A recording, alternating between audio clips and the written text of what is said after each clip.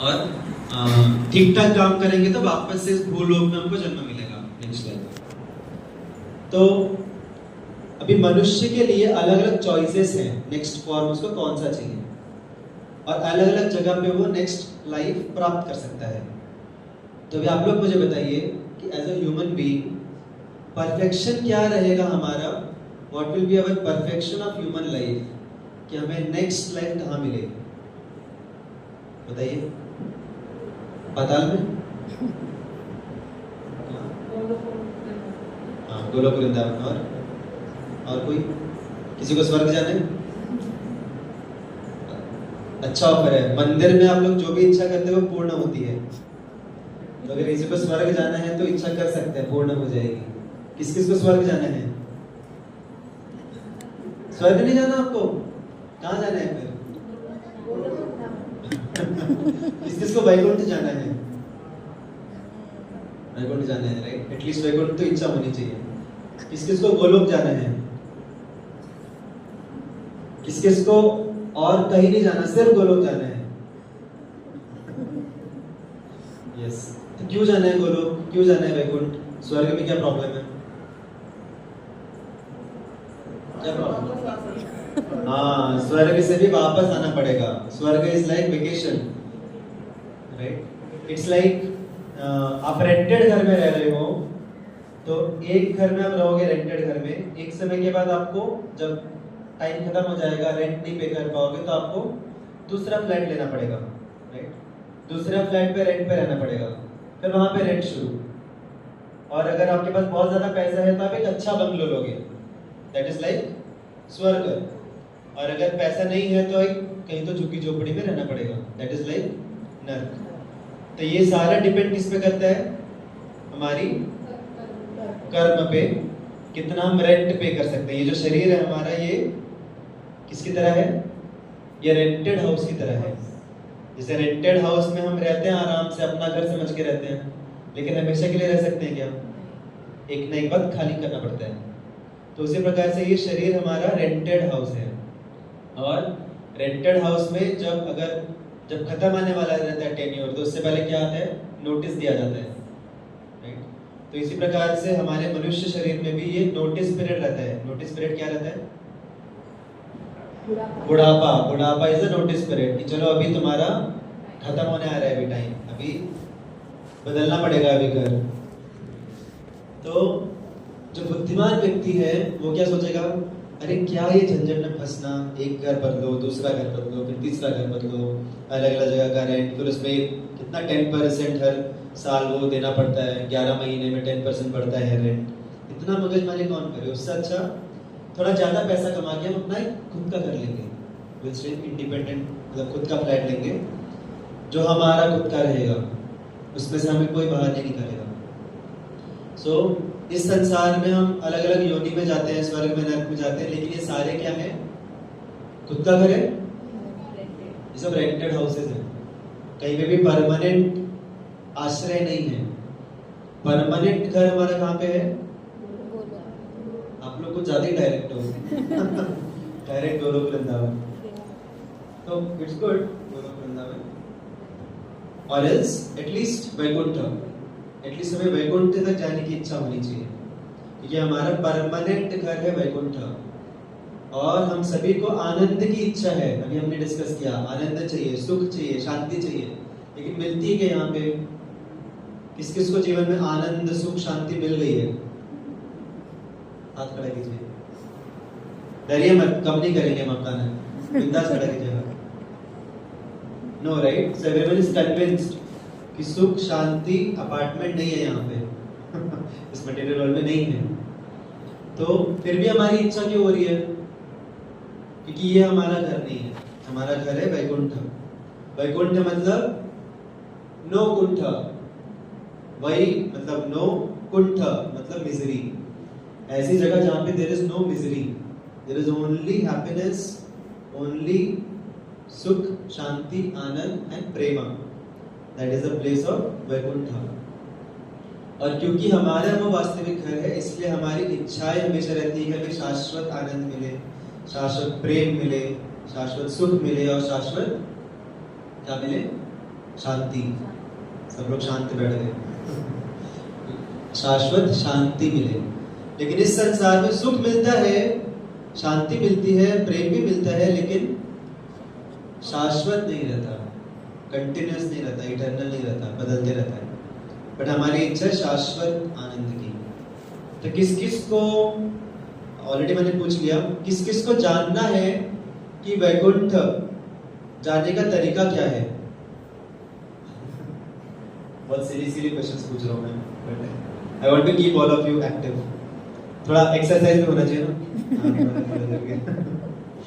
तो अभी अगर सपोज आपको अमेरिका जाना है, तो अमेरिका के बारे में आपको वास्तविक सच्चाई कौन बता सकता है? जो अमेरिका में रहता है। हॉलीवुड मूवीज बता सकती है कि सच्चाई अमेरिका की?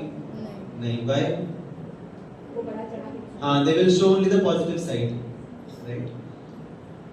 अगर कोई डॉक्यूमेंट्री रही तो हो सकता है कुछ हद तक सच बता सके, बट कोई जो व्यक्ति वहां से आया है वही हमें बता सकते हैं कि अमेरिका कैसे जाना, अमेरिका में क्या होता है, कैसे सिस्टम्स हैं, सब कुछ वही बता सकते हैं।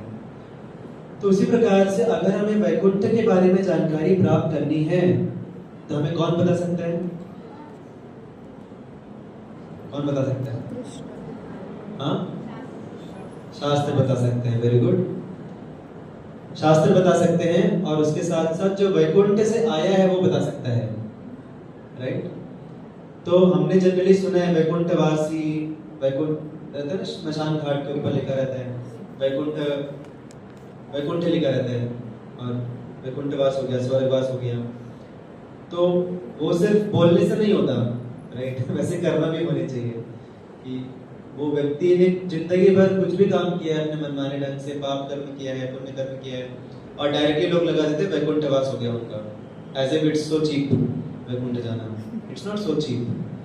तो वैकुंठ जाने के लिए जो तरीका है, और वैकुंठ में जो जीवन है, वहाँ पे क्या कार्य होते हैं, क्या कैसे रिश्ते होते हैं, कैसे आदान प्रदान होते हैं, ये सब है। इट्स अ रियलिटी, हमको पता नहीं, हम लोग इधर इस संसार में बैठे हैं, लेकिन वैकुंठ जगत में भी एक रियलिटी है, वहाँ पे भी अलग अलग एक्टिविटीज हैं, वहाँ पे भी वेराइटीज हैं। तो उसके बारे में हमें जानकारी उस व्यक्ति से मिलेगी जो वैकुंठ से आया है। तो वैकुंठ से लोग आते भी हैं, ऐसा नहीं कि सिर्फ जाते हैं, आते भी हैं वहां से। क्यों आते हैं? भगवान उनको भेजते हैं, जिससे कि उनके माध्यम से हमको पता चल पाए वैकुंठ के बारे में। It's like advertisement, right? जैसे एडवर्टाइजिंग एजेंसी रहती है, वो अपने प्रोडक्ट का एडवर्टाइजमेंट करते हैं, वैसे ही भगवान जब अवतार लेते हैं तो भगवान के साथ उनके बहुत सारे पार्षद आते हैं। वैकुंठ के जो उनके नित्य सेवक हैं वो सब उनके साथ में आते हैं यहाँ पे, और वो लोग इधर आके लीलाएं करते हैं अलग अलग। कौन सी लीलाएं आपको पता है? किन किन की लीलाएं पता है? राम लीला और कृष्ण लीला, और बस। हाँ, कौन कौन है दशावतार? मैं जानना चाहता हूँ, आपको पता है कि नहीं? राम जी कृष्ण जी के अलावा कोई पता है?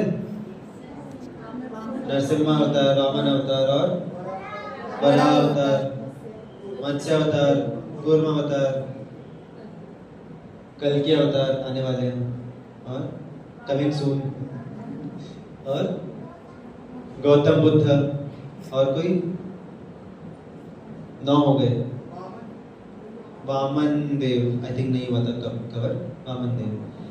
तो ये सारे जो अवतार हैं, ये भगवान आते हैं इस संसार में लीला करने के लिए, जिससे उनके लीलाओं के माध्यम से हमें पता चले कि हाउ इज दैट वर्ल्ड, वहाँ पे आदान प्रदान कैसे होते हैं, राइट? तो ये जो भगवान की लीलाएं हैं, ये एक एडवर्टाइजमेंट है, जिनसे उनकी लीलाओं को सुन के, पढ़ के, देख के हम आकर्षित हो कि हमें भी इनमें पार्टिसिपेट करना है। We also want to enter these leelas. तो ये हम सभी के लिए पॉसिबल है। ये आप लोग सोचिए, आप सभी, हम सभी राम लीला, कृष्ण लीला में एंटर कर सकते हैं।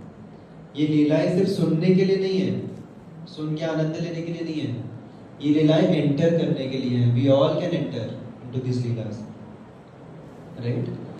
इनफैक्ट ये हमारा जन्मसिद्ध अधिकार है।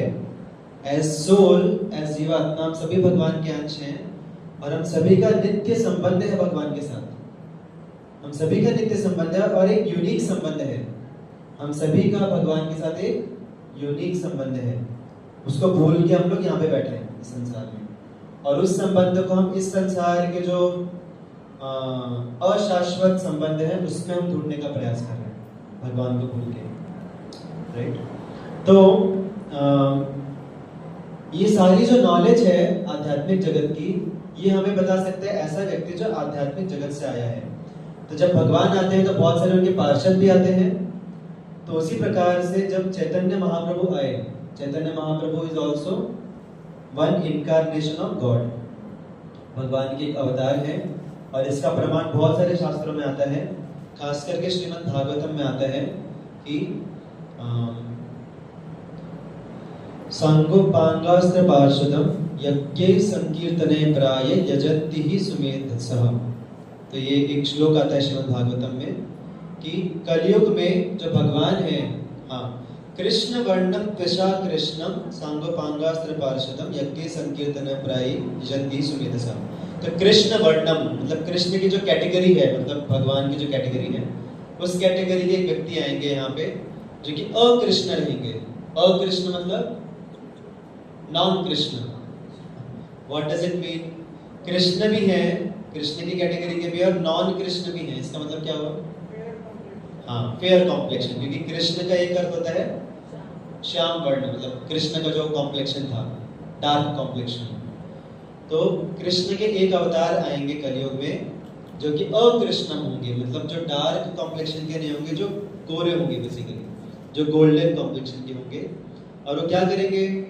यज्ञ संकीर्तने प्राय, मतलब वो संकीर्तन यज्ञ का प्रचार करेंगे।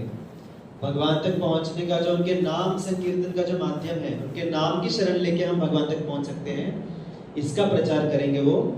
और इनको सिर्फ ऐसे लोग ही समझ पाएंगे जो कि सुमेधसः हैं। सुमेधसः मतलब जो बुद्धिमान है, जो अक्लमंद है, सिर्फ वही लोग समझ पाएंगे।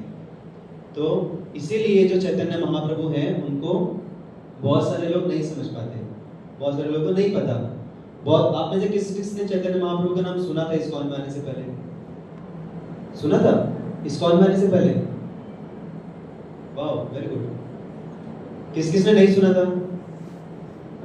This is more natural. आप लोग पहले से बुद्धिमान थे। जिन लोगों ने नहीं सुना था वो अभी बुद्धिमान बने, सो इट्स गुड। ये मैं नहीं बोल रहा, श्रीमद् भागवतम शास्त्र बोल रहे हैं कि सिर्फ बुद्धिमान लोग ही समझ पाएंगे चैतन्य महाप्रभु को। तो वी शुड नॉट एक्सपेक्ट कि हर कोई समझ पाएगा, मेजॉरिटी लोग नहीं समझ पाएंगे, दैट्स नेचुरल, राइट। तो आप लोग बुद्धिमान हैं, इसलिए आप लोग समझ पा रहे हैं चैतन्य महाप्रभु को एज भगवान।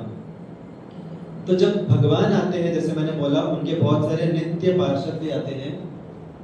तो चैतन्य महाप्रभु कौन है? Who is Chaitanya Mahaprabhu? Just Krishna? Radha Krishna का अवतार। तो चैतन्य महाप्रभु जो है वो कृष्ण से भी स्पेशल है हमारे लिए, राइट। कृष्ण इज लाइक, मतलब only one feature we are getting in Krishna. जैसे स्मार्टफोन में मल्टीपल फीचर्स मिलते हैं, राइट। तो इट्स लाइक चैतन्य महाप्रभु जो है वो कृष्ण भी है, साथ में राधा रानी का भाव भी है उनके अंदर।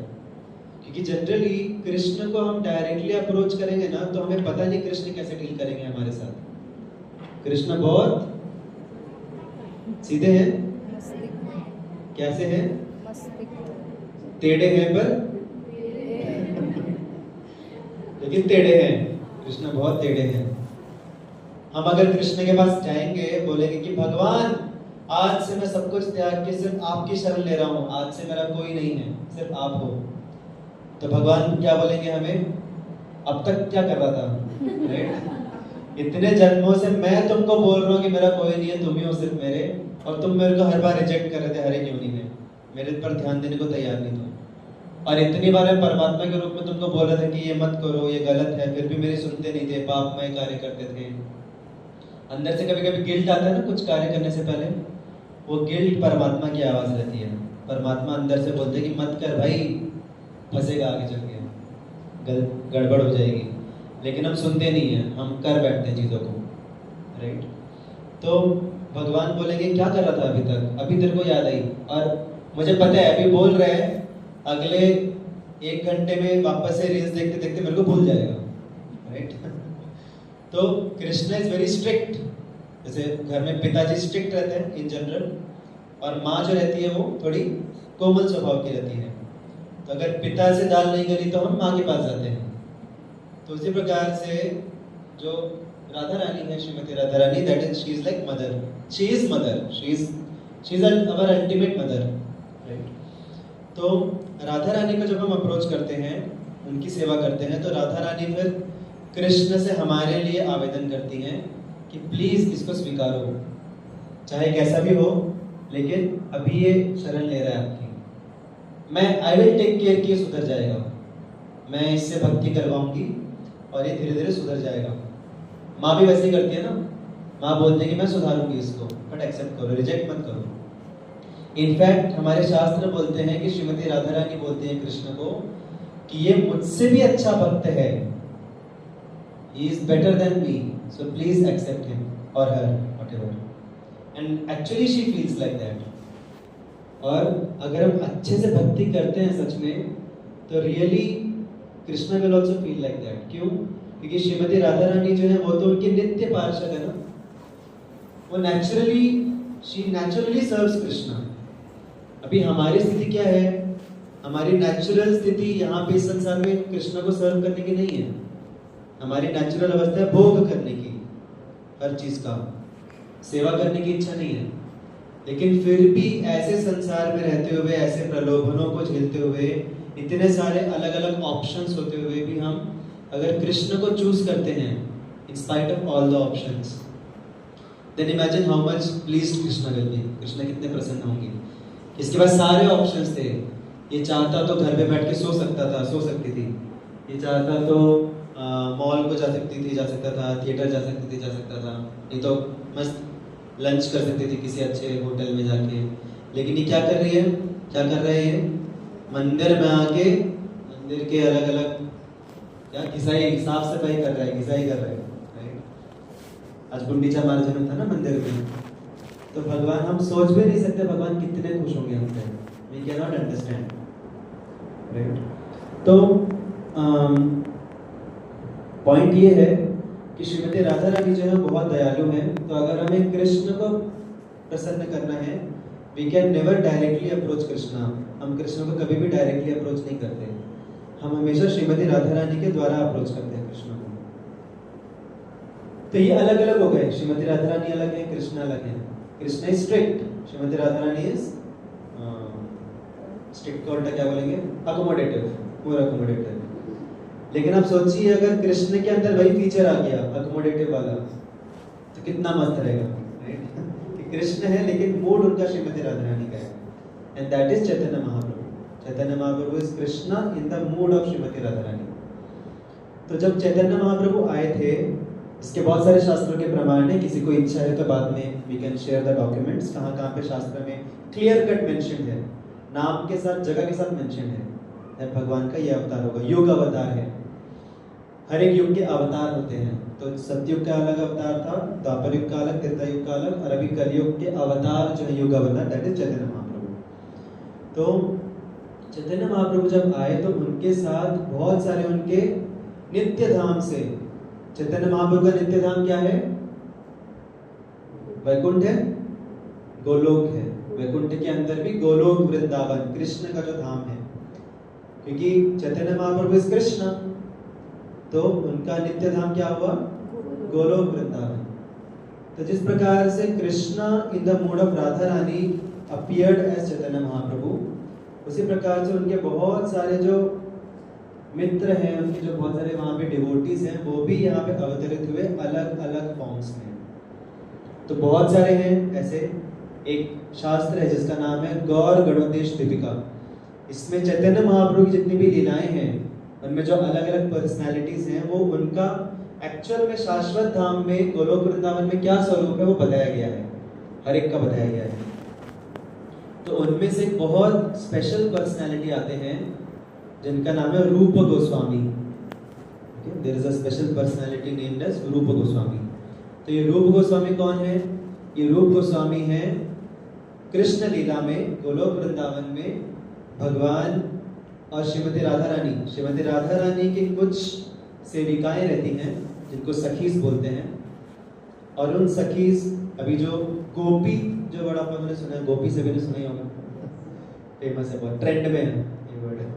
तो gopis is a generic category.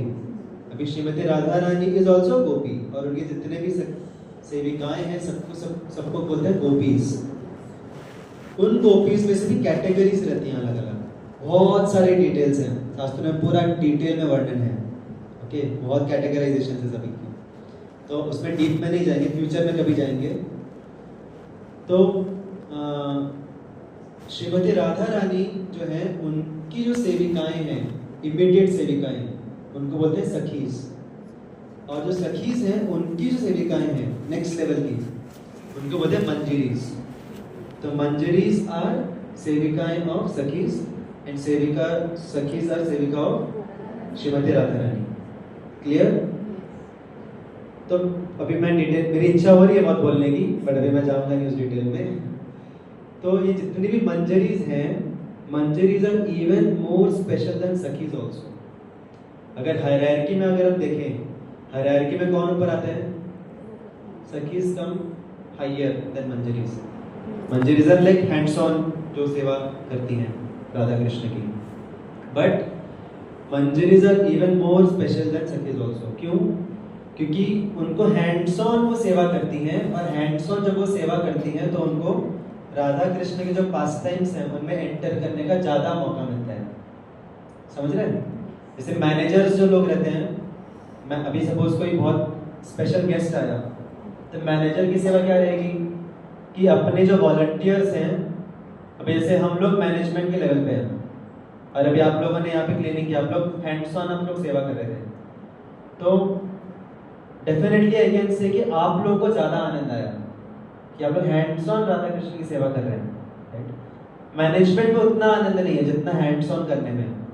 जब बात आती है कृष्ण की, जब इस संसार की बात आती है तो मैनेजमेंट इज हायर पोजीशन, पर जब बात आती है स्पिरिचुअल वर्ल्ड की, तो हैंड्स ऑन जितना हम जाते हैं, जितना हम lower lower lower lower hierarchy में रहते हैं, उतना ज्यादा हमें आनंद मिलता है, क्योंकि उतना ज्यादा हम ग्राउंड लेवल पे कृष्ण के साथ, राधा रानी के साथ आदान प्रदान कर सकते हैं। समझा? तो manjaris have a more higher position than sakhis also, even though hierarchy wise it's opposite.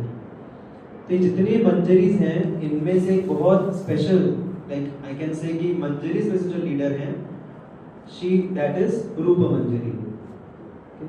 और वही जो रूप मंजरी है, वो जब राधा कृष्ण चैतन्य महाप्रभु के रूप में इधर आते हैं, then that Rupa Manjari comes in this world as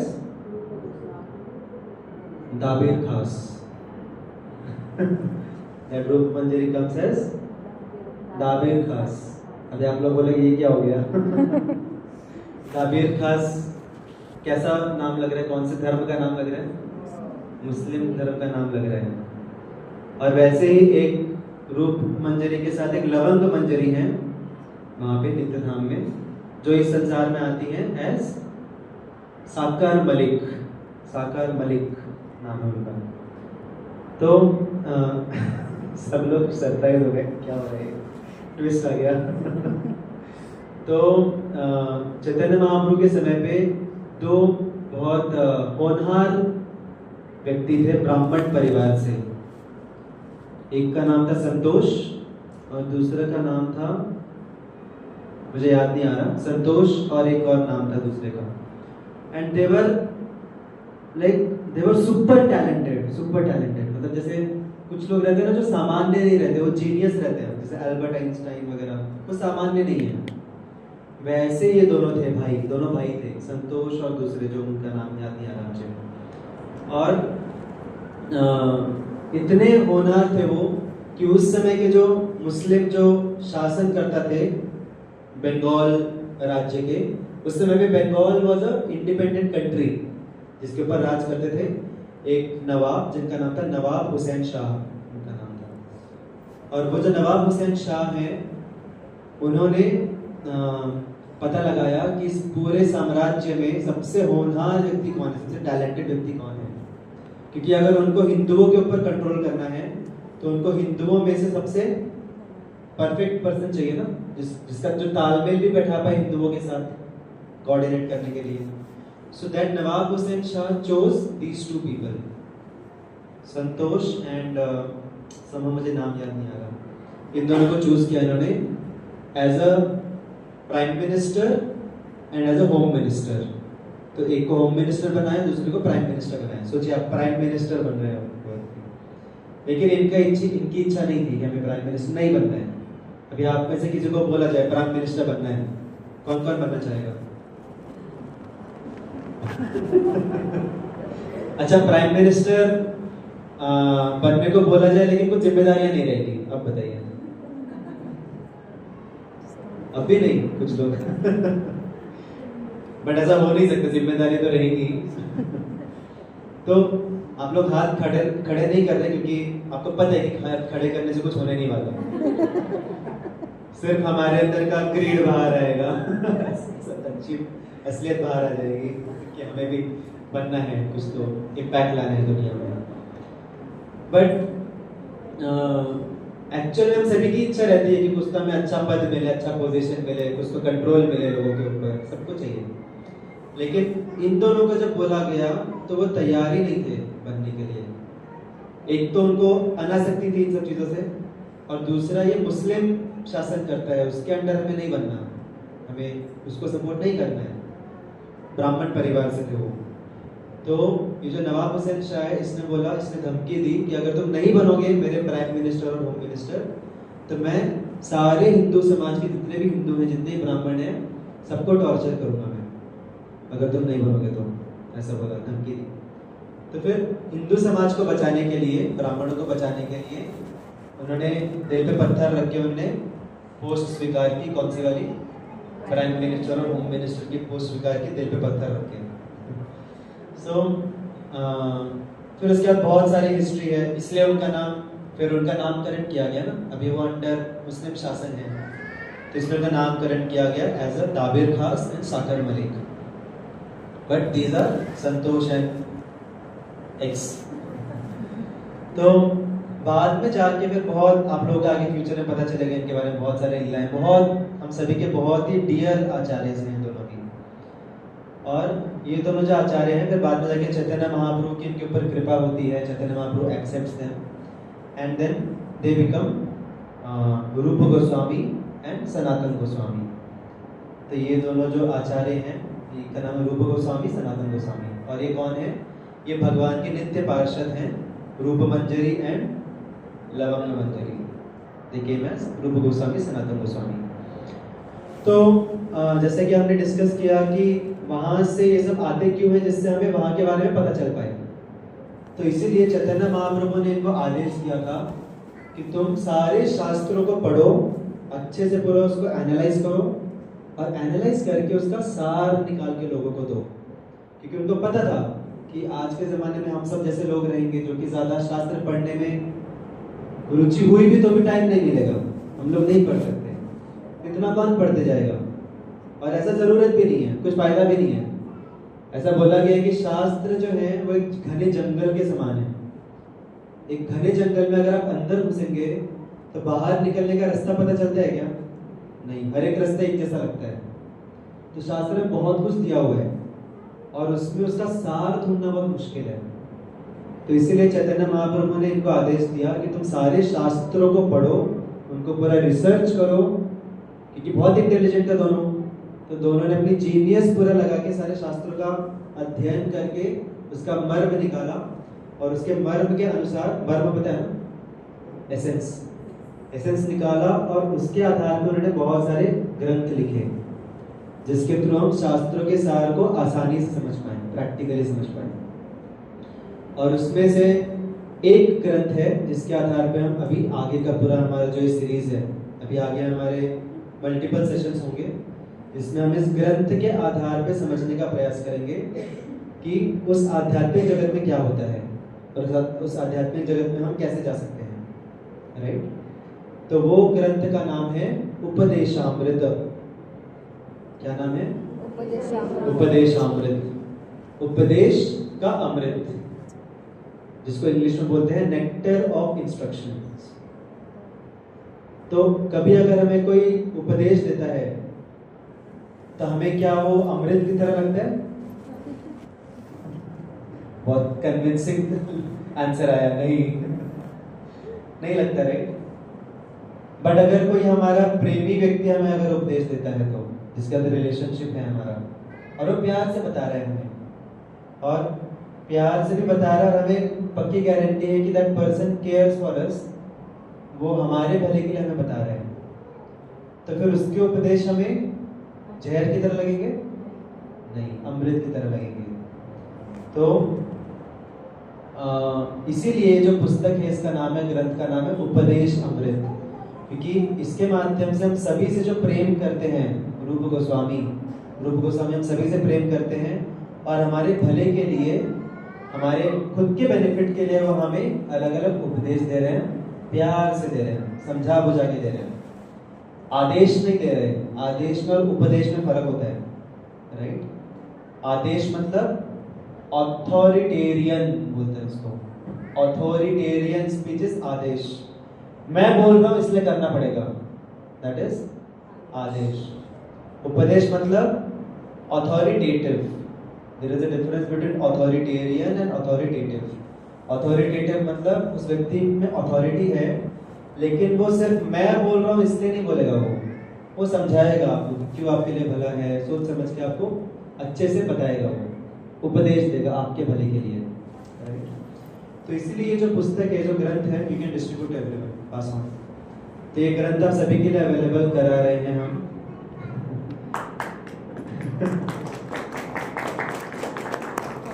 तो ताली बजाई जा रही है, क्योंकि ये हम सभी के लिए बहुत ही महत्वपूर्ण घड़ी है।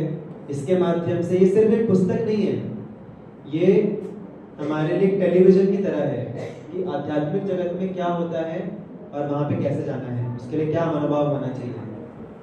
तो दिखने में लग रही होगी ये छोटी सी बुक, लेकिन आप सोचिए इस छोटी सी बुक में पूरा सार दिया हुआ है, सारे शास्त्रों का, पूरे स्पिरिचुअलिटी का सार दिया हुआ है। So this is nectar of instruction in Hindi, Upadeshamrita. और इसमें कवर पेज पे जो आप देख रहे हैं, दो पर्सनालिटीज हैं, वन इज रूप Goswami, Shrila Rupa Goswami, and another is Shrila Sanatana Goswami. तो अभी मेरा आप सभी से एक प्रश्न है, सब डिस्ट्रैक्टेड हो गए, सबको मिला? कोई ऐसा है जिसको नहीं मिला? नहीं मिला? किसी एक फैमिली में दो बुक्स आई क्या? तो एक उनको दे दीजिए। और किस फैमिली मिल गई? और किसको नहीं मिली? आपको नहीं मिली तो आप उनको दे दीजिए, पास कर दीजिए। आपको मिली? हाँ, वो तो आपकी फैमिली, सबको मिल गई, सारे घरों में एक एक आ गई। ये स्पेसिफिक है। आपको मिली क्या? देने वाले को ही नहीं मिली। तो आपके घर में दो बुक्स है कि एक बुक है? उनके पास भी है, तो एक बुक आप उनको दे दीजिए। अब आ गई सबके घर में? नहीं है आपके घर में? तो राजवीर प्रभु आप उनको दे दो। राजवीर प्रभु अपने मंदिर के ही घर के हैं। तो यू कैन गिव टू हर।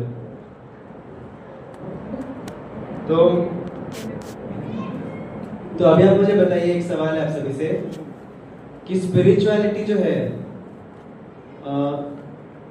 भगवत धाम जाने का जो रास्ता है, वो इस संसार को त्याग करके जाता है या इस संसार के थ्रू जाता है?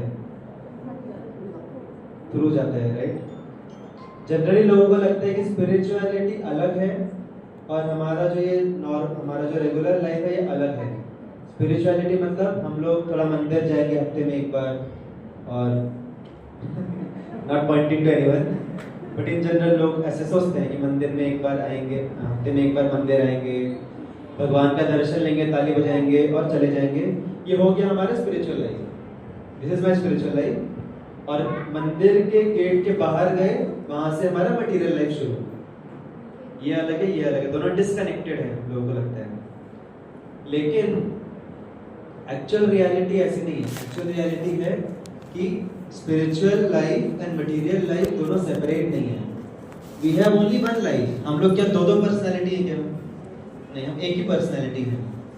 तो हमारा स्पिरिचुअल लाइफ और मटेरियल लाइफ डिस्टिंक्ट नहीं है। It's one only. We have one life only. और जो ऐसा लोग सोचते हैं कि स्पिरिचुअल लाइफ अलग है, मटेरियल लाइफ अलग है, उनको क्या लगता है कि हम मटेरियल लाइफ में जो भी कार्य करेंगे उससे भगवान को कुछ लेना देना नहीं है, राइट? हम कुछ भी करेंगे और हफ्ते में एक बार आएंगे चर्च में, और चर्च में आके कन्फेशन बूथ में हम पादरी जो भी फादर है उनको हम पैसा देंगे और फिर हम कन्फेशन करेंगे, और फिर कन्फेशन करके फिर हम वापस, पता है ना तो कन्फेशन बूथ होता है चर्चेस में, कन्फेशन करेंगे जिससे कि अभी मैंने जो कुछ भी किया भगवान माफ कर दो, अभी वापस से मैं करने वाला हूँ, उसके लिए रेडी रहो आप। बाहर निकले चर्च से, वापस से शुरू हमारा जीवन, और उससे भगवान को कुछ लेना देना नहीं है। भगवान को सिर्फ कन्फेशन से लेना देना है, भगवान को सिर्फ हमारे लड्डू और चढ़ावे से लेना देना है। बाकी हमारे जीवन में आप दखल अंदाजी मत करो please. I want my own private space. आ रहा हूँ ना मंदिर आ रहा हूँ, चढ़ावा चढ़ा रहा हूँ, खुश रहो उसी में। बाकी मेरे जीवन में do not disturb, DND, right? तो जनरल लोगों को ये मेंटालिटी रहती है, और इसलिए लोग बोलते हैं कि क्यों स्पिरिचुअलिटी कुछ ज़्यादा ही स्पिरिचुअल हो रहे हो, राइट? ज़्यादा भक्ति बढ़ रही है, इसे तो बुढ़ापे की चीज़ है। लेकिन उनको ये नहीं पता कि स्पिरिचुअलिटी जो है it's very intermingled with our regular life, और हमारी जो स्पिरिचुअल लाइफ है वो हमें हमारी मटेरियल लाइफ को अफेक्ट करती है। पॉजिटिवली अफेक्ट करती है, नेगेटिवली अफेक्ट करती है? पॉजिटिवली अफेक्ट करती है, अगर हमने मैच्योरिटी से किया तो, बैलेंस करके किया तो, सही मार्गदर्शन में किया तो। कोई बता सकता है how spirituality benefits our regular life also?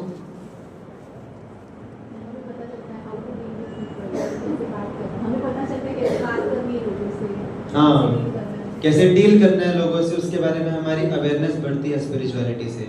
हमारी चेतना थोड़ी विकसित होती है, हम थोड़े फाइन ट्यून सेंसिटिव होते हैं हम थोड़ा, राइट? और कुछ माइंड स्थिर होता है, वेरी गुड, माइंड स्टेबल होता है, थोड़ा शांत होता है, पॉजिटिविटी बढ़ती है।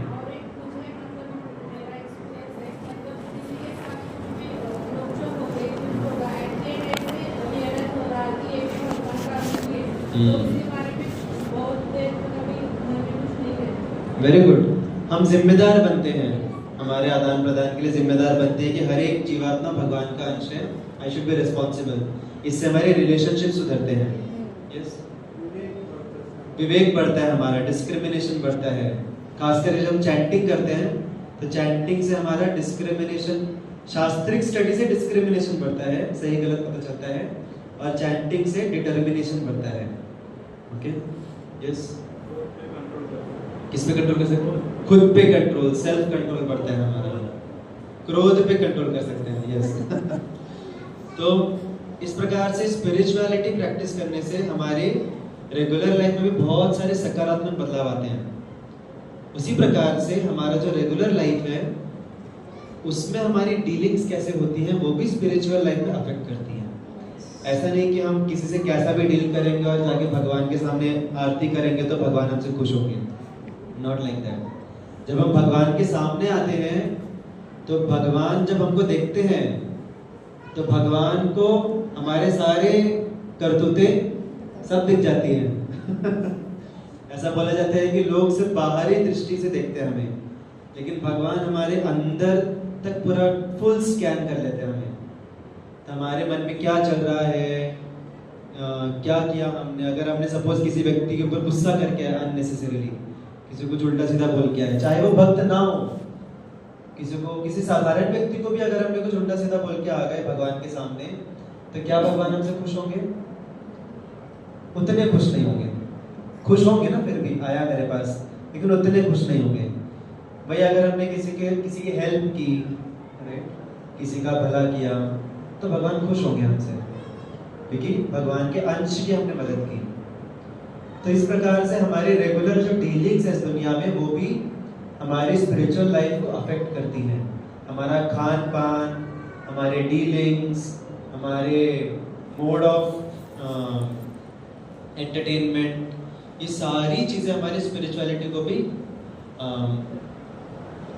अफेक्ट करती हैं। तो इसीलिए ये जो बुक है, ये बुक में आई थिंक 10 या 11, कोई देख सकता है कंटेंट में कितने चैप्टर्स हैं?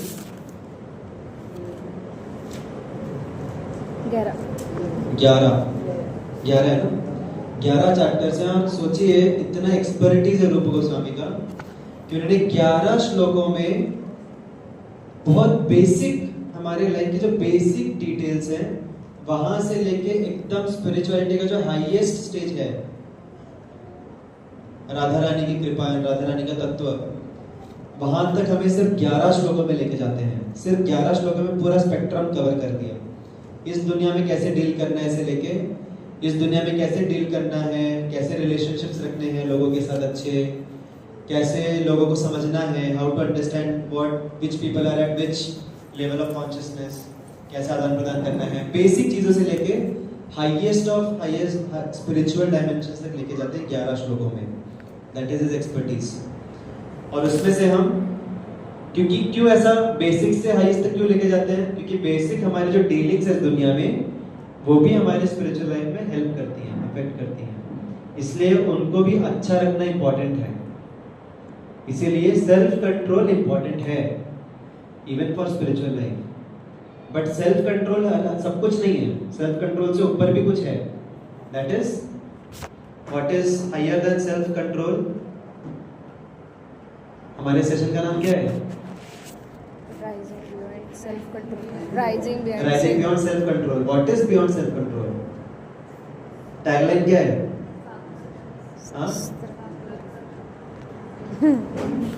Self perfection. Self perfection. Self control is negative, खुद को कंट्रोल करना, कंट्रोल करना, कंट्रोल करना। लेकिन कंट्रोल करने से कुछ मिलता है क्या? कुछ नहीं मिलता। अल्टीमेटली मिलता है परफेक्शन से। तो ये जो बुक है, it starts with self control and it takes us to self perfection. तो ये जो बुक है, ये सेल्फ कंट्रोल से लेके सेल्फ परफेक्शन की पूरी जर्नी है हमारी इस बुक में। और इसीलिए इसमें जो पहला श्लोक आता है, वो आता है सेल्फ कंट्रोल का। तो सभी खोल सकते हैं पहला श्लोक। हमारे पास अभी 15 मिनट है, तो 15 मिनट से हम 10 मिनट हम थोड़ा सा चर्चा करेंगे पहले श्लोक के बारे में। आगे का हम नेक्स्ट सेशन में कंटिन्यू करेंगे, बिकॉज इट्स अ सीरीज। तो शुरू के 10 मिनट श्लोक के ऊपर डिस्कस करेंगे, आखिरी के 5 मिनट फॉर क्वेश्चन आंसर। तो किसी को कोई भी प्रकार के क्वेश्चन है, कोई भी उटपटांग, सीधा साधा, आउट ऑफ कॉन्टेक्स्ट, एक कॉन्टेक्स्ट, कैसे भी क्वेश्चन चलेगा। ठीक, लास्ट 5-10 मिनट्स। तो सभी साथ में रिसाइट कर सकते हैं मेरे पीछे। वाचो वेगम मनसा क्रोध वेगम, वाचो वेगम मनसा क्रोध वेगम, जिह्वा वेगम उदरोपस्थ वेगम, जीवा वेगम पुरोस्त वेगम, एतान् वेगान् यो विषयेत धीरः, एतान् वेगान् यो विषयेत धीरः, सर्वाम् अपि मां पृथिवीं सशिष्यात्। सर्वाम् अपि मां पृथिवीं सशिष्यात्। कोई रिसेट करना चाहेगा? हाथ खड़ा कीजिए, कोई रिसेट कर सकता है। Yes, recitation. अभी हाथ खड़ा कर दिया तो बोलना पड़ेगा। और कोई? यस। वाचो वेगम मनसा क्रोध वेगम, जीवा वेगम उदरोपस्थ वेगम, एतान् वेगान् यो विषयेत धीरः, सर्वाम् अपि मां पृथिवीं सशिष्यात्। ट्रांसलेशन पढ़िए।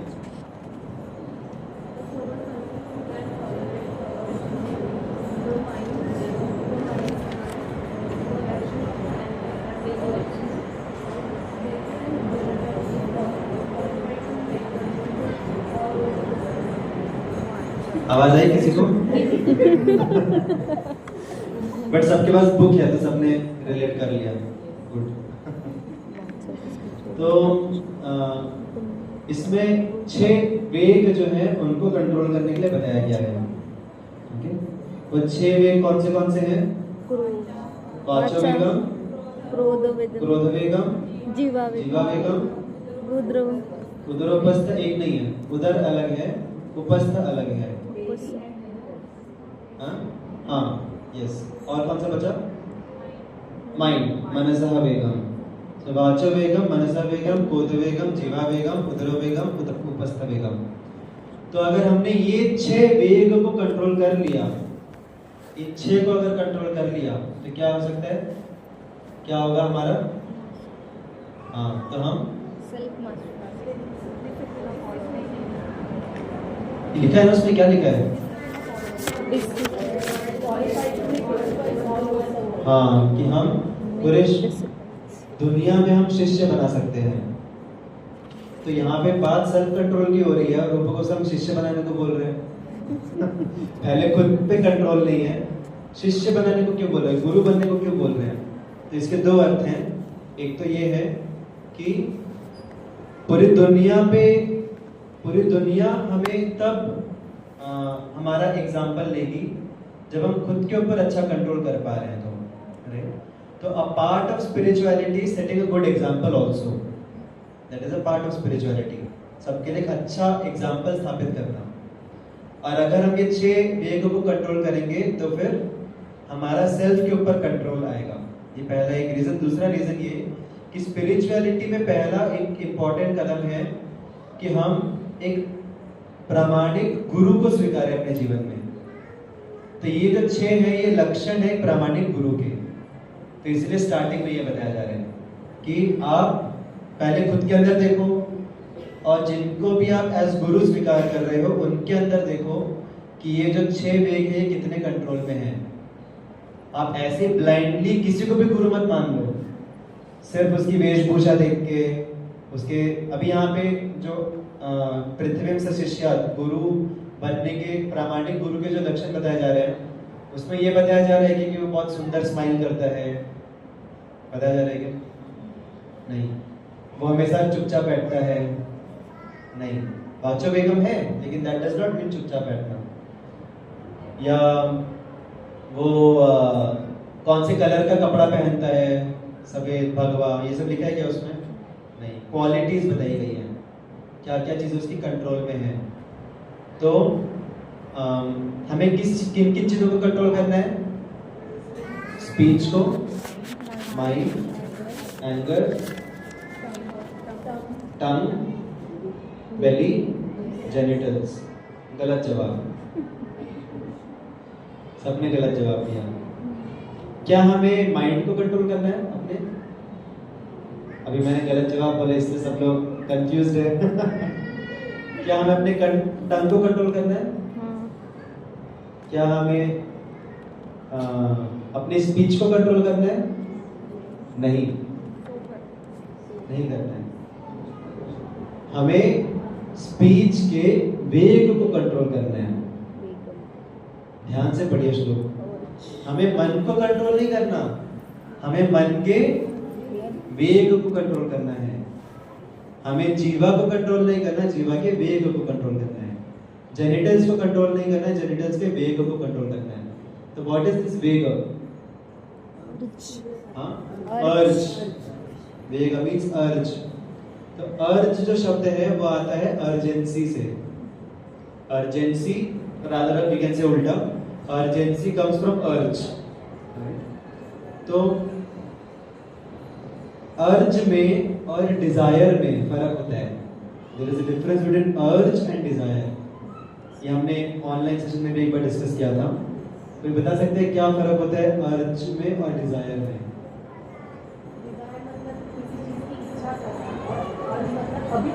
हाँ, वेरी गुड, तालियां। बहुत खुशी होती है मुझे अगर ऑनलाइन सेशन में से किसी को कुछ याद रहता है तो डिजायर और अर्ज में फर्क होता है। डिजायर मतलब इच्छा रखना, अर्ज मतलब इमीडिएट चाहिए मुझे रहता है ना। कभी कभी एकदम से डेस्परेट डिजायर रहती है, इसलिए अर्ज से अर्जेंसी आता है। अर्जेंसी मतलब अर्जेंट डिजायर। अर्जेंट डिजायर को अर्ज बोलते हैं।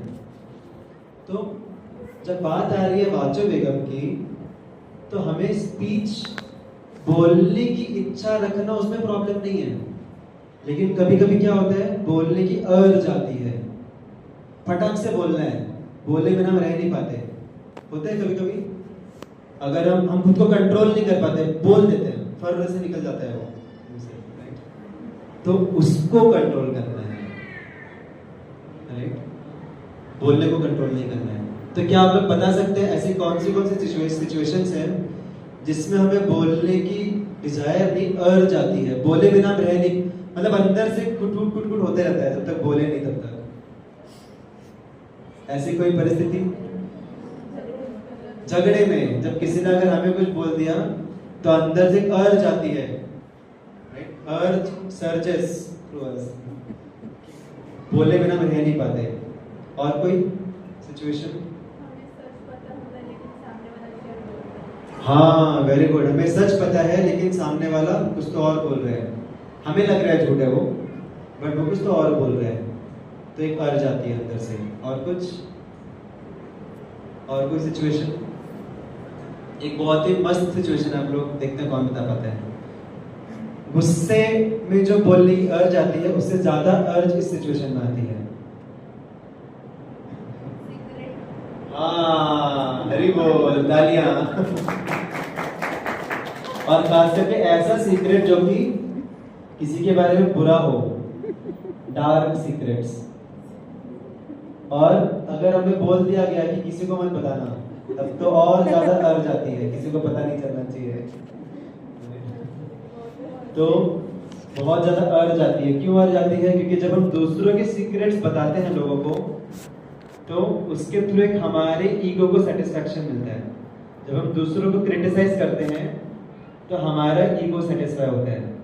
क्यों? क्योंकि हम दूसरों को क्रिटिसाइज कर रहे हैं, मतलब हम सोचते हैं कि हम अच्छे हैं, बट द वेरी फैक्ट कि हम किसी क्वालिटी को क्रिटिसाइज कर रहे हैं, that means that quality is there within us, मतलब क्वालिटी हमारे अंदर है।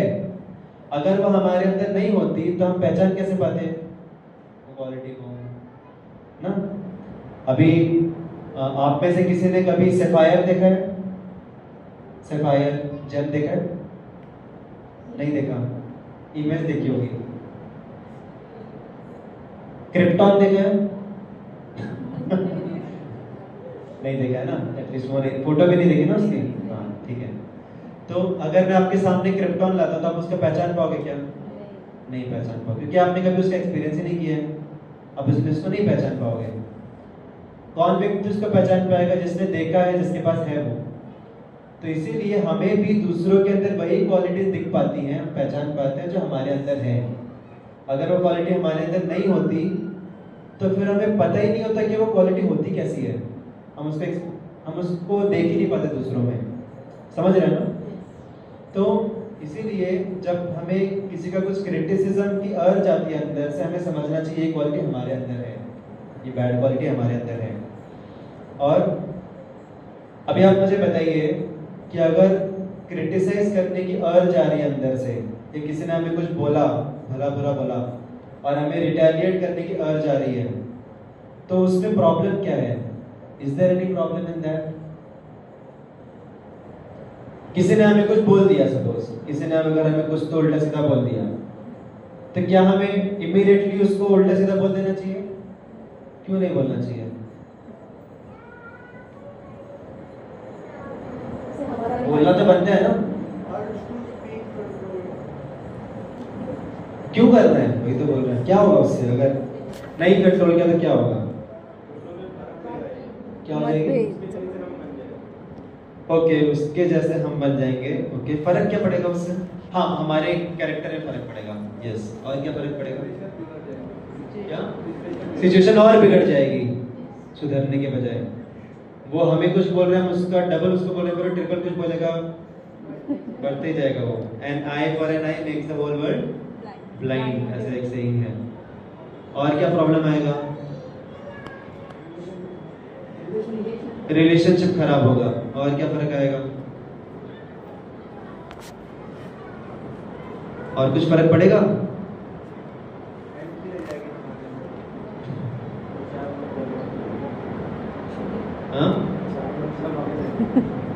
क्या चालू हो जाएगा?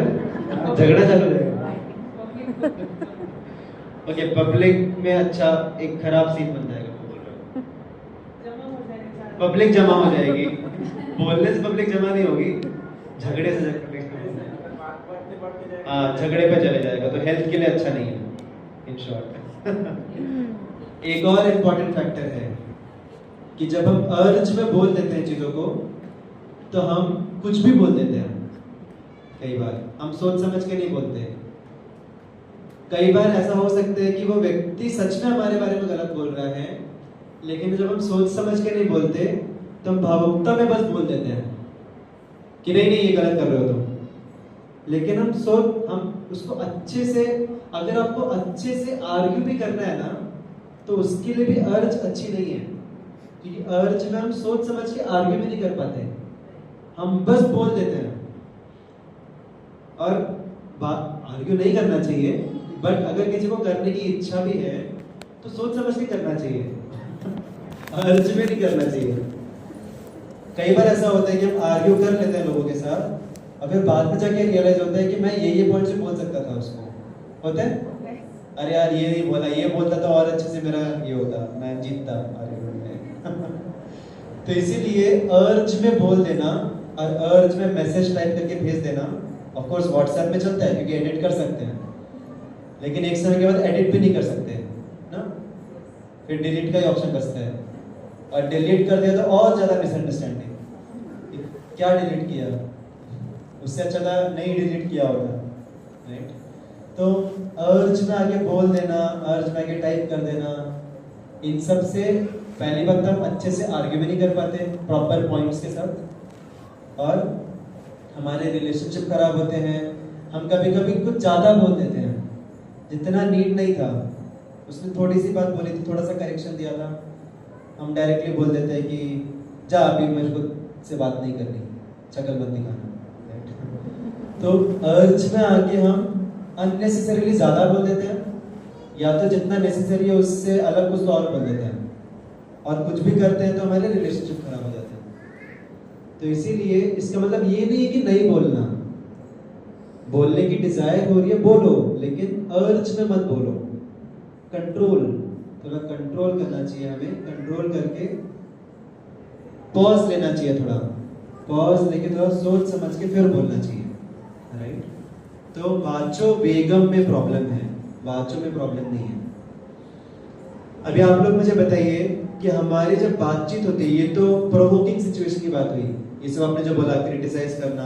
अभी हम लोग कई बार कोई हमसे पूछता है कि अरे वो बंदा देख कितना अच्छा प्रोग्रेस कर रहा है इस फील्ड में, हम बोलते हैं हाँ अच्छा प्रोग्रेस कर रहा है, बट तुमको उसका ये वाला साइड नहीं पता, ये भी करता है, वो भी करता है, वो भी करता है, वो भी करता है, हम पूरा उसको गिनाने लग जाते हैं, और बहुत खुशी होती है अंदर से कि हमारा ईगो सेटिस्फाई होता है। तो अभी उसकी जो क्वालिटीज हमें पता है, गलत क्वालिटीज पता है, उनके साथ डील करने का एक अलग तरीका भी है। हमें बोलने में कोई प्रॉब्लम नहीं है, लेकिन हम किसी के भी सामने डायरेक्टली ऐसा बोल देते हैं, then that is governed by the urge, that is governed by the वेग, और वो फिर जाके बहुत डैमेज लाता है उस व्यक्ति के प्रति भी, उस व्यक्ति के लाइफ में भी। आप सोचिए किसी व्यक्ति ने कुछ गलत काम किया, वो सुधरने का प्रयास कर रहा है, और पूरे इसकी कम्युनिटी को पता है कि वो गलत काम किया उसने, how much that person will be broken down, right. वो कभी सुधर ही नहीं पाएगा, फिर दब जाएगा उसी आलोचनाओं के बीच में।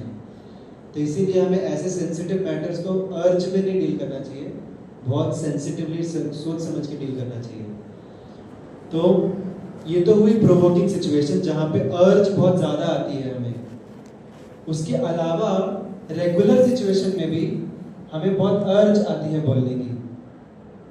तो रेगुलर सिचुएशन में जो अर्ज है उसको हम 4 कैटेगरीज में डिवाइड कर सकते हैं। आज हम सिर्फ अर्ज टू स्पीक के बारे में बात करेंगे, अगले सेशन में आगे का डिस्कस करेंगे। तो जब अर्ज टू स्पीक आती है तो बोलने के लिए भी अलग अलग प्रकार के टॉपिक्स रहते हैं, अलग अलग कैटेगरीज के टॉपिक्स रहते हैं। तो एक कैटेगरी है टॉपिक्स की डिस्कशन के, जो कि स्पिरिचुअल डिस्कशंस हैं, स्पिरिचुअल डिस्कशंस करना, राइट। तो स्पिरिचुअल डिस्कशन करना हमारे लिए हेल्पफुल है कि नहीं है? है, हम सभी के लिए हेल्पफुल है।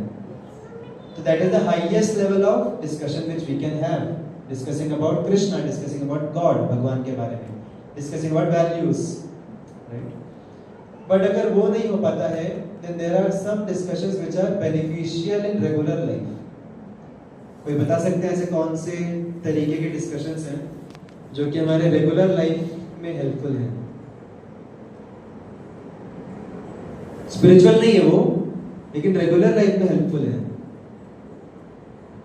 ऐसे कौन से टॉपिक्स है डिस्कशन के? हेल्दी डाइट, वेरी गुड, और बिहेवियर, वेरी गुड, और एजुकेशन, वेरी गुड, और बेसिक लॉज, हाँ, पॉजिटिव थिंग्स के बारे में डिस्कस करना, वेरी गुड. हमें क्या क्या पॉजिटिव लगता है, एक दूसरे, हाँ, good way of education, communication, good ways of communication. ऐसे डिस्कशंस करना जो हमारे लिए अपलिफ्टिंग हो, जो हमें हेल्पफुल रहे, आगे जाके हमें प्रोडक्टिव रहे बेसिकली. तो हाईएस्ट लेवल ऑफ डिस्कशन हुआ स्पिरिचुअल डिस्कशन. तो हम जब भी डिवोटीज के संग में आते हैं, एटलीस्ट उसमें तो हमें स्पिरिचुअल डिस्कशन करना चाहिए, जिससे हम आपस में कृष्ण चेतना बढ़ाएं अपनी. अभी स्पिरिचुअल डिस्कशंस किन प्रकार के हो सकते हैं? आज मेरे लड्डू गोपाल ने पिज्जा खाया, आज मेरे लड्डू गोपाल ने कांदा भाजी खाया, जो कि अलाउड नहीं है. तो ये स्पिरिचुअल डिस्कशन हुआ क्या? लग रहा है बट नहीं है. क्या हो सकते हैं स्पिरिचुअल डिस्कशंस? हाँ, कि मेरी चैंटिंग ऐसी चल रही है, तुम्हारी कैसी चल रही है, how are you improving in your chanting, और हाँ, भगवान के पास टाइम्स. आज मैंने ये सुना, और ये पास टाइम पता है क्या, इसमें ये होता है वो, उसके लिए पहले पता भी होना चाहिए हमको, पहली बात. और कुछ सेवा के बारे में, very good, about talking of Krishna, okay, good. भगवान के वचन के बारे में डिस्कस करना, ओके, एंड सेवा के बारे में डिस्कस करना, राइट, कि ये सेवा कर रहे हैं हम, ये सेवा किया, इसमें ऐसा हुआ वैसा हुआ, चैलेंजेस है वगैरह. और जनरली सेवा के बारे में डिस्कस करना बहुत आसान होता है, उससे हम बहुत आसानी से कनेक्ट कर पाते हैं एक दूसरे से, क्योंकि वो प्रैक्टिकल भी थोड़ा ज्यादा रहता है. और कुछ हम इस चीज में इम्प्रूव करने का प्रयास कर रहे हैं, या फिर आज हमने क्लास में ये सुना, मुझे ये थोड़ा गलत लगा प्रभु जी का बात, इट्स ओके, राइट. या फिर ये बात मेरे को बहुत अच्छी लगी, इसको मैं कोशिश करूंगा सुधारने का, ये मुझे नया लगा सुनने को, या फिर ये तो हर बार प्रभु जी बोलते हैं यही बात. तो स्पिरिचुअल डिस्कशन, जब हमने ये पढ़ा, ये जो बुक अभी आप सबको दी है, क्यों दिया, पढ़िए, आपस में डिस्कस कीजिए, डिस्कस करेंगे तो और ज्यादा हमारा डेप्थ बढ़ेगा. तो that is spiritual level of discussion, that is most uplifting. फिर उससे little bit more lesser uplifting but still uplifting is some productive talks, जिससे हम खुद का भी भला कर रहे हैं, दूसरों को भी. अल्टीमेटली बातचीत होने के बाद दोनों को कुछ तो सेटिस्फैक्शन लगना चाहिए कि हमने कुछ तो नया सीखा, कुछ तो वैल्यू ऐड हुई हमारे जीवन में. That is second level. फिर उसके नीचे एक लेवल आती है टॉक्स व्हिच आर यूजलेस, जिनका कुछ मतलब नहीं है बातचीत करने का. ऐसे में कौन से डिस्कशन हो सकता है? गॉसिपिंग का मतलब क्या होता है? हाँ, तो ये फोर्थ कैटेगरी में आता है. इससे पहले पॉजिटिव था, मोर पॉजिटिव था, ये जीरो है. Useless talks is zero, and negative talk भी एक है. तो gossiping comes in negative talks, criticise करना किसी के बारे में. तो स्पिरिचुअल टॉक से हमारी कॉन्शियसनेस अपलिफ्ट होती है, प्रोडक्टिव टॉक से हम कुछ तो सीखते हैं जीवन में, वैल्यू अपग्रेड होती है हमारे लाइफ में. यूजलेस टॉक्स बताइए ना, कोई बता नहीं रहा. हाँ, वो तो नेगेटिव में आ गया. यूजलेस टॉक्स जिनका कुछ मतलब नहीं है, जोक्स, राइट, ठीक है, हंसते हैं लोग उसमें, बट कुछ लाइफ में कुछ ऐड होता है क्या वैल्यू? स्पिरिचुअल जोक से तो हो सकता है, या फिर प्रोडक्टिव जोक, बट सिर्फ जोक्स, ऐसे ही कुछ ऐड नहीं होता उसमें बाद में। और कुछ हाँ, इसका स्कोर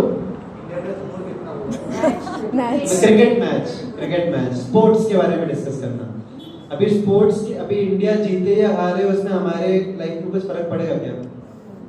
पहली बात तो वो इंडिया नहीं है, इंडिया नहीं है जो जीत रही है हार रही है, वो 11 लोग हैं जो जीत रहे हैं हार रहे हैं। वो 11 लोगों के ऊपर पूरे इंडिया का अस्तित्व बना देते हैं लोग। झंडे को जला देंगे दूसरे देश के और टीवी फोड़ देते हैं, राइट? तो यूजलेस टॉक है, कुछ फर्क पड़ने वाला है क्या इन सब टॉक से? नहीं, यूजलेस टॉक। सॉरी आप लोग को अगर किसी को बुरा लग रहा है तो, मुझे कुछ प्रॉब्लम नहीं है, बट है ना ये यूज, कुछ यूज है क्या हमारे लाइफ में इसका? नहीं है। और कुछ टॉक जो यूजलेस है?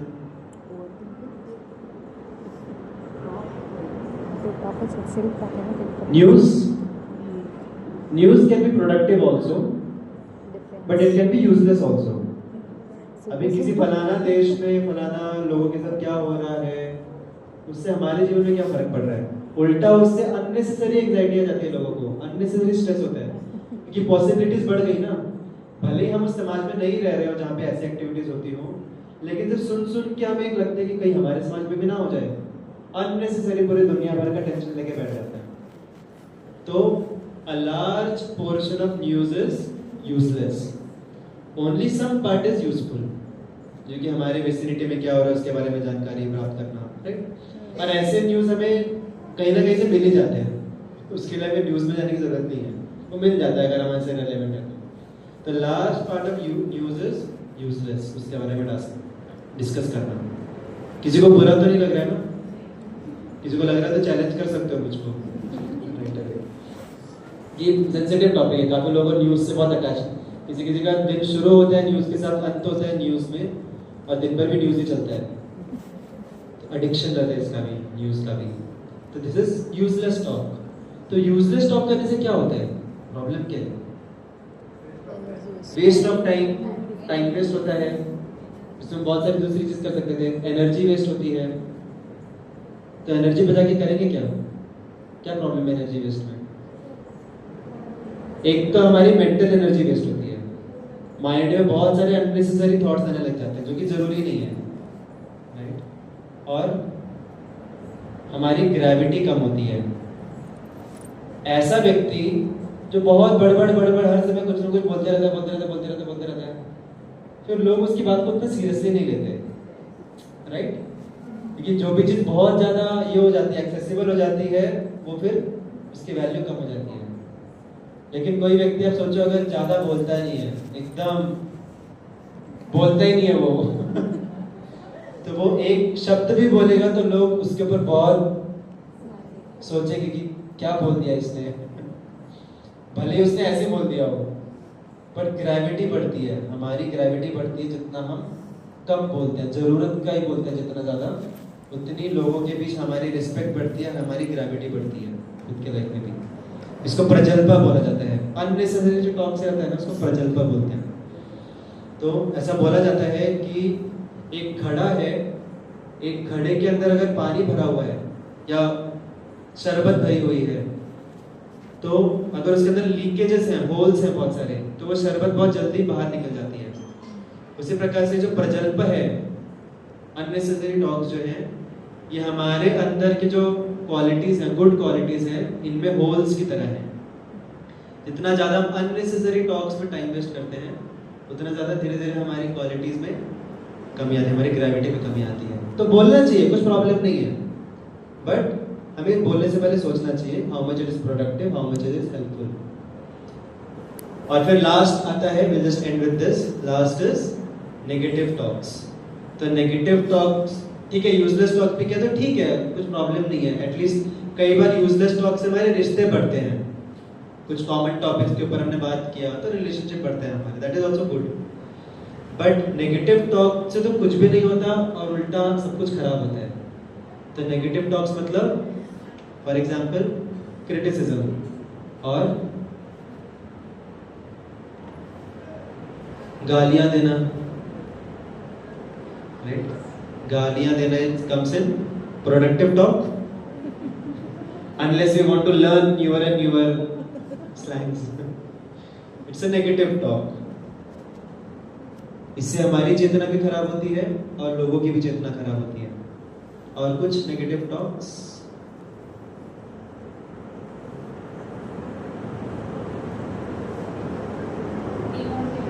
डिमोटिवेट करना लोगों को, खुद भी परेशान रहना, दूसरों को भी परेशान करना, दुखी करना दूसरों को.